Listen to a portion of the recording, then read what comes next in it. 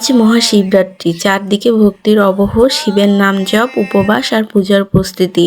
কিন্তু কিছু নিয়ম, কিছু পরিস্থিতির কারণে এবছর আমার ব্রত পালন করা হলো না। তাই মনটা একটু খারাপ, মনে হচ্ছে যেন কিছু একটা অসম্পূর্ণ রয়ে গেল। ছোট থেকে দেখেছি মা দিদিকে ব্রত পালন করতে, একটা সময় গিয়ে আমিও তাদের সাথে করা শুরু করি, আর সেই থেকেই একভাবে করে এসেছি। তবে বিয়ের পরে 1 বছর করেছি, কিন্তু পরে জানতে পারি যে তাদের নাকি শিবরাত্রির ব্রত পালনের নিয়মটা নেই। আমার আসলে জানা নাই যে কোনো পূজা করতে গেলে নিয়ম থাকা লাগে, তারপরে করতে হয়। আমি ফার্স্ট টাইম শুনেছি, যেহেতু সবাই নিষেধ করেছে তাই আগ বাড়িয়ে আর করতে যাইনি, বাদ দিয়ে দিলাম। এবছর থেকে হয়তো বা আর কখনোই শিবরাত্রির ব্রত পালন করা হবে না। তবে সবাই নীলের পুজোটা করে, তাই এখন থেকে ভাবছি যে নীলের পুজোটা শুরু করব। তো কিছু তো করার নেই, মনটা খারাপ লাগছিল, তারপরেও নিজেকে বুঝালাম যে না, এখন তো এখানে যেটা নিয়ম সেখানেই সেটাই করতে হবে।